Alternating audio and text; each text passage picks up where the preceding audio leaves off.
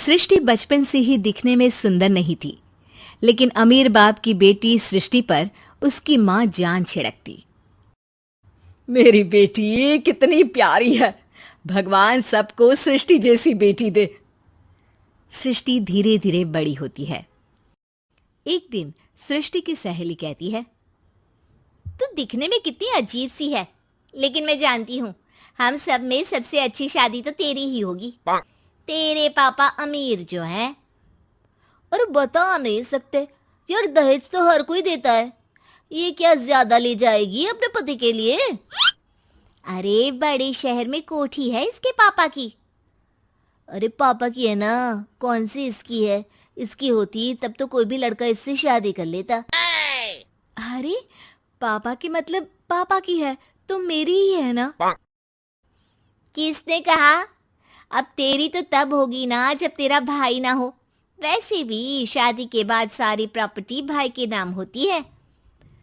सृष्टि समझ जाती है कि उसे किसी भी हालत में माँ बाप की सारी प्रॉपर्टी को अपने नाम करना है, लेकिन कैसे?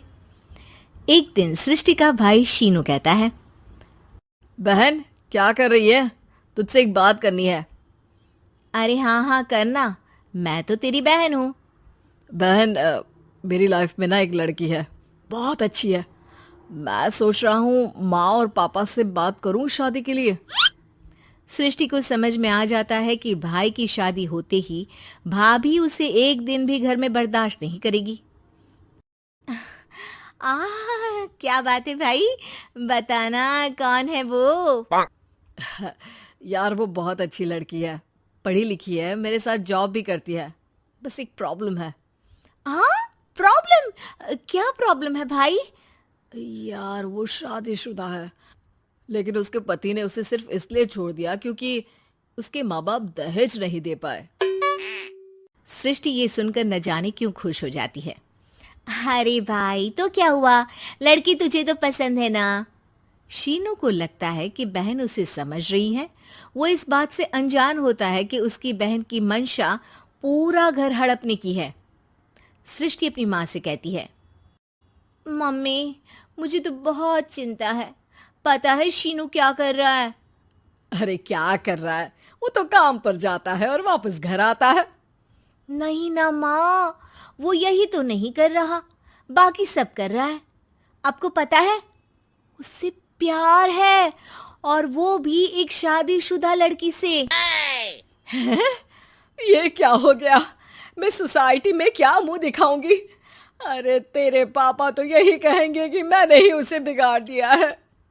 माँ देखो, मेरी बात मानो, पापा पर भी विश्वास करने की जरूरत नहीं है।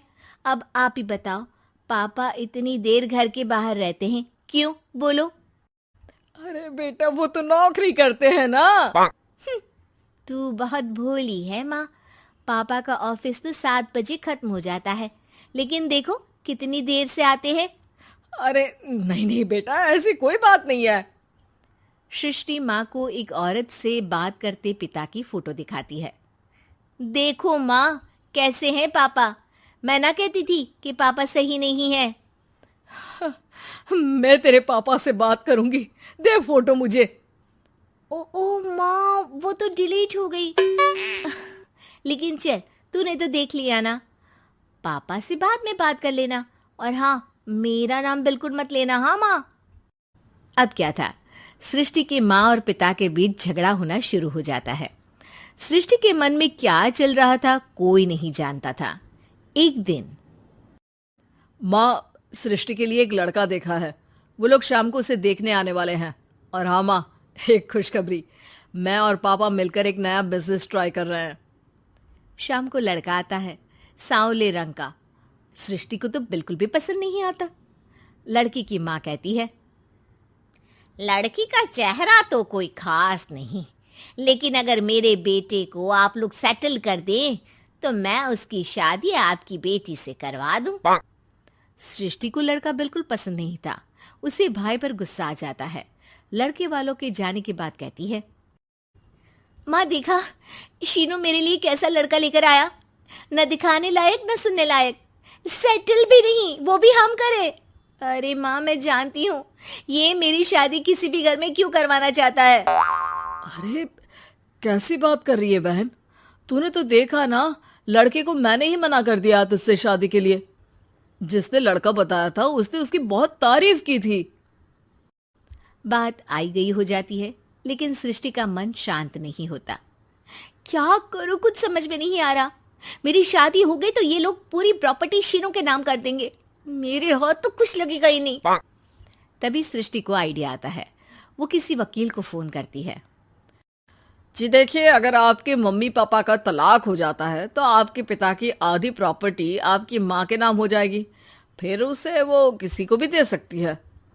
सृष्टि अब माँ को बेटे के खिलाफ भरती है। माँ, शीनू पर नजर रखा करो, वो जिस लड़की के प्यार में है ना वो शादीशुदा है। यहाँ आएगी, सारा पैसा रुपया जमीन जायदाद सब हड़प लेगी। पापा का भी हाल तुमसे छुपा नहीं है।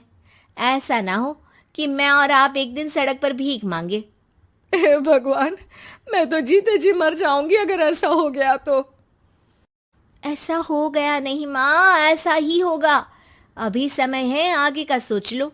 मैं तो कहती हूँ पापा से आधी प्रॉपर्टी लेकर अलग हो जाओ। पापा की आधी प्रॉपर्टी भी हम लोगों को अगर मिल जाती है ना तो अगले 7 जन्म सफल समझो। बेचारी माँ बेटी के कहने पर पति से तलाक लेकर अलग हो जाती है। सृष्टि अब पैसों से गाड़ी और अपने दूसरे महंगे शौक पूरे करने लगी। उसके दोस्त भी उसके पैसे इस्तेमाल करते। सृष्टि, कल तुम कहाँ थी? मैं सारा दिन घर पर अकेली थी। तो मैं क्या करूं? मैंने ठेका तो नहीं लिया है ना तुम्हें संभालने का। माँ को सृष्टि से ये उम्मीद नहीं थी। वो बैठकर रोने लगती है। वहीं उसका पति यानी कि सृष्टि के पिता आ जाते हैं।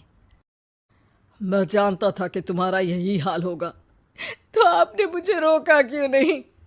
मैं रोकता तो तुम रुकती क्या? सृष्टि के कहने पर तुमने मुझ पर अपने बेटे पर शक किया, लेकिन तुम ये भूल गई कि कैसे हम दोनों ने मिलकर जीवन में इतना सब खड़ा किया। माँ पति के गले लग जाती है। मुझे माफ कर दीजिए, मैंने आपकी कमाई का एक बड़ा हिस्सा गवा दिया। कोई बात नहीं, तुम साथ हो तो मैं ऐसी 7 प्रॉपर्टी खड़ी कर दूंगा।